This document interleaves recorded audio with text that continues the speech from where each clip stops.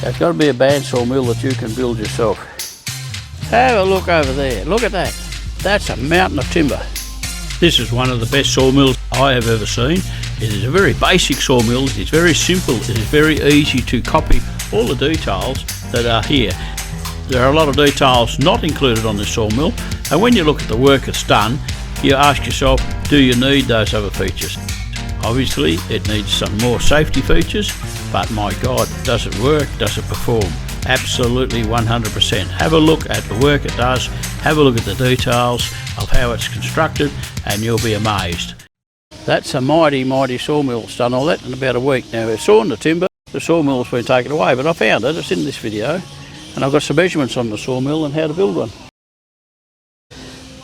Anybody's handy with a welder and a cut-off saw and very basic engineering will be able to build a very affordable bandsaw mill that can saw all that in a very short time. That's the sawmill that has sawn all that timber out the front in the last couple of days. It's not that flash. Now I'm sorry guys, I missed out on the sawmill in action.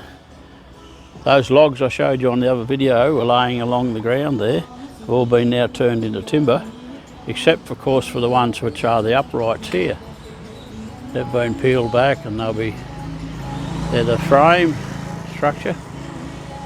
And as you can see, all this timber offcuts are, or have been, sawn by the sawmill. They've got this interesting way of stacking the timber. That's all live edge timber, which will be broken down into whatever sizes they need. That's a real shame I missed out on seeing a sawmill in operation.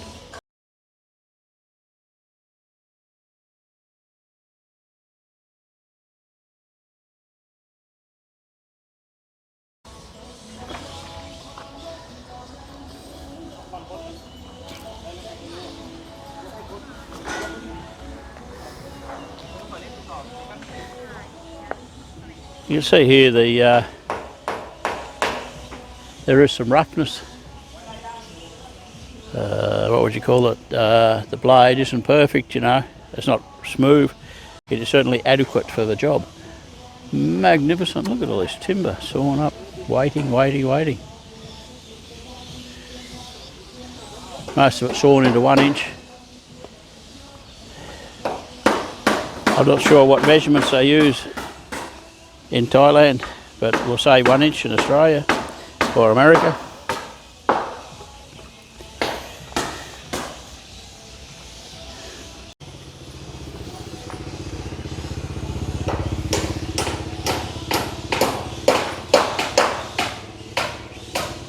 That's one little homemade bandsaw mill has sawn all of that in the last few days. Leftover logs here that haven't been sawn.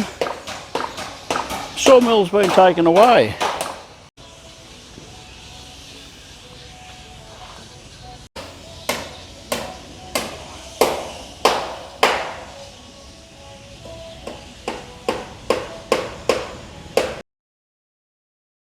I want to get some measurements on this sawmill.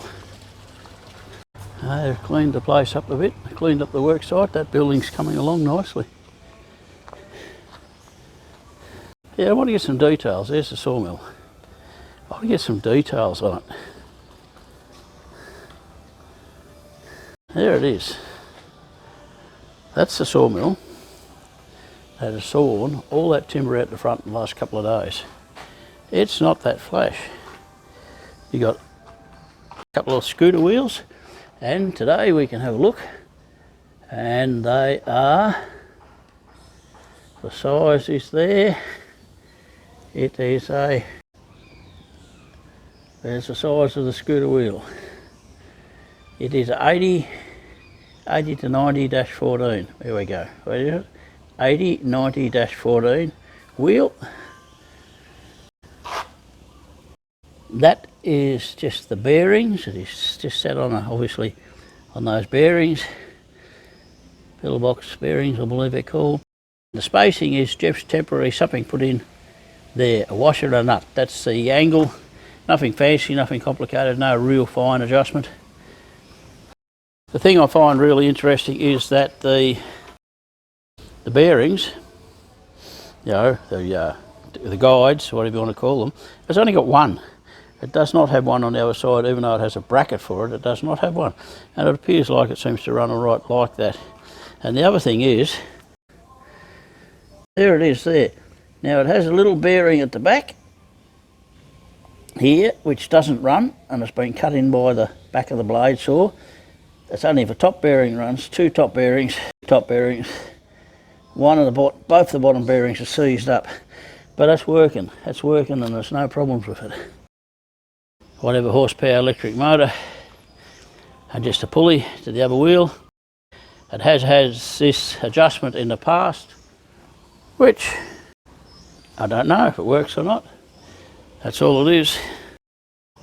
That's all the height adjustment is. It's just a chain, bicycle chain size, with a sprocket and a handle to lift it up and down. Now, I did have a block and tackle on it the other day, so maybe it doesn't look adequate to me, but it's on that chain is welded.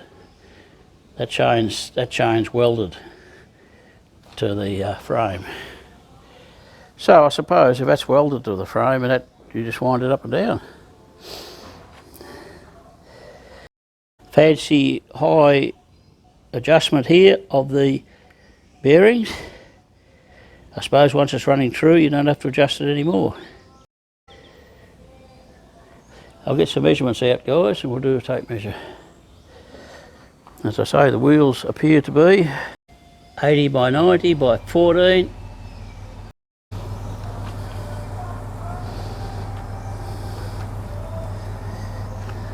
Stay with me, guys. I'll get the tape measure out. First of all, the blade.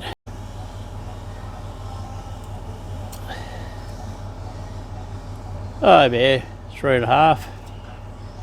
That's the type of teeth. Head-hot tungsten tipped. They've been resharpened a few times. Bear with me, guys. There it is across the top, 45 inches roughly. From the bottom cross piece to that top bar is about 65 inches, a little bit on top, but that's only nothing really. The upright sliding frame is 2-inch square with 3-inch square around it, and it has some sort of filler in the top, some sort of I don't know what you call it, something's been done there. And there's some little adjustments I've just noticed here. Probably put nails in there just to get the different various heights I use a lot of. It has a height adjustment screw here, which is slowly bending the pipe in, but it's still working. The distance between the axles is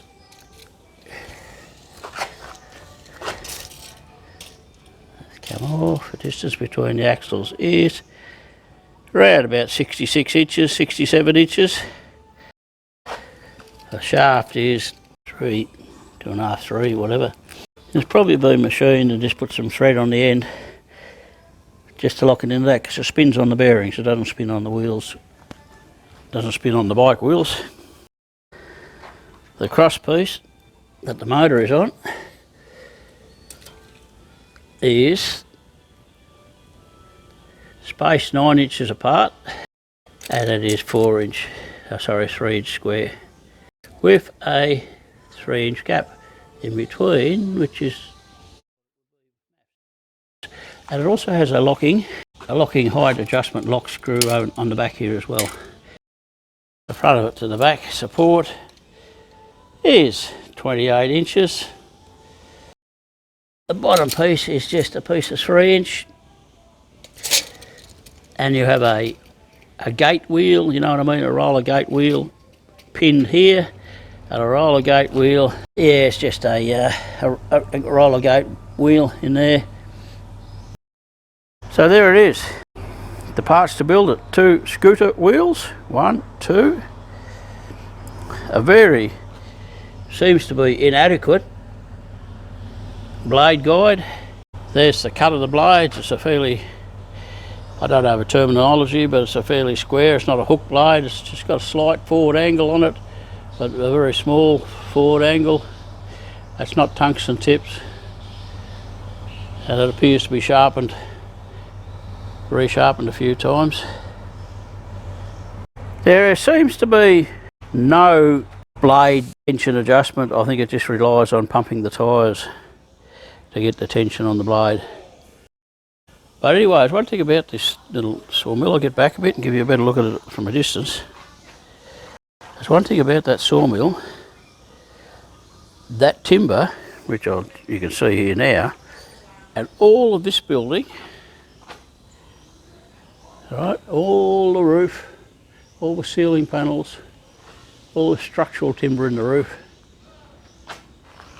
and that whole building over there has all been made, broken down from logs with this little sawmill with its stuffed up guide. It's been like that forever and it still works, so they haven't fixed it. I can't believe how simple and basic that is, and what a fantastic job it's done. That's my next project. I'm going to make one of those. All those tables up there, all those tables have all been sawn out of logs and made up while it's been here. Here's some that have just been not long finished. A bit of acrylic lacquer and stuff on them. Beautiful stuff. That one's actually joined. He's got a join running right up the middle of him. And so has that one. Made out of two logs joined together. But this other older one, which has been used quite a lot, just out of one trunk. Bit of fiddle back up on that bit too, it's nice. So guys, you know, I just want to share it with you. You don't have to have a $10,000 sawmill to do a lot of work. It's just so simple. That's just so basic. Parts list: 2 smaller scooter tyres, or wheels and tyres, 4 pillar block bearings, some shaft with a thread cut on the end and probably laid down to fit inside the motor scooter wheel. Have to get someone to do that. Blade guide is about as basic as you can get, and that's it. It's thin gauge steel, it's not heavy steel, and the welding, you know, there's just little spots like that. That welding's a little bit ugly. It all works. That's where you had the block and tackle to lift it up and down on. It seems like the bicycle chain lifter up and downer seems to work. Who knows? I haven't seen it in operation. I hoped to catch it in operation, but I missed out. And it went out and it saw all that wood you can see there. It's sawn all that in the last week, and they're building a new pagoda. Yep. What else can I say, guys? You see, it's not perfect. This blade's a little bit rough and that, but it's all straight. You know, a little bit of, just put it through a planer, plane it down. You got good timber. I've seen a lot worse. There's a gentleman in there doing the finishing work on the building. Interesting thing in Thailand is they never only use 2 hinges on doors, always a minimum of 3 hinges, and that one's got 3 up the top and 1 down the bottom. It's got 4 hinges on a door. Anyway, here we go, guys. Bloody beautiful. That's a magic little wonder. That's the little thing I'm going to make when I get back to Australia. Petrol motor on it, and of course. Questions I would ask myself? No, I've got it all, I think. What I love is, with the bearings, you got the oblong holes, so you've got a fair bit of adjustment just in the bearing case, the bearing holder. You've got a fair bit of adjustment there. And then they've just spaced it with a washer here and a couple of washers and a nut over there. Once you've got it set up, you don't have to touch it again. Want to put the blade on? I suppose you just hold it on as you do. You guys know how to do that. And pump the tyre up a bit. The little wonder, the little gem. A little gem sawmill. Look at that, eh? It's got to be a bandsaw mill that you can build yourself. Anybody for welder and a cut-off saw and some metal could build one of them. I missed out on seeing a sawmill in action, missed out on it in action, but I got some measurements for you this time on how it's constructed and the important details, and you can see the products again. I'll try and make this video a little bit more dedicated to the sawmill, dedicated if you want to build one, and dedicated to see the timber that it's doing. One of these days, if I'm still around here, I will show you, I'll show you that sawmill in action, that little sawmill there. There's not much of a sawmill, but by God does it produce the sawn timber. All these tables were made of that little sawmill. All the roof panelling, all the structural timber in the top, all made with one little sawmill. But the thing is with sawmills, you've got to have access to timber, of course. You see a lot of people saying, I've got to buy a sawmill, I've got to make some money, I've got to saw up timber. But the fact of the matter is, I haven't taken into account, it costs bloody money to get the timber, even if you get it for free. You've got to get it home, you've got to have a trailer, you've got to unload it, you've got to load it, you've got to be able to manoeuvre it. There's some big slabs sawn up of some sort of tree, I don't know what sort. There's some other old slabs over there which have been left behind. They won't get wasted. Some more various types of slabs for bits and pieces. Absolutely love it. This is a what? This is a religious building. That about wraps it up, guys. I hope it's been some use to you. You can subscribe if you want to and all that sort of stuff. Anyway, I just wanted to share how basic that sawmill is. Have a good one, guys, wherever you are in the world. Enjoy yourselves. If you got the mills, keep sawing. See ya.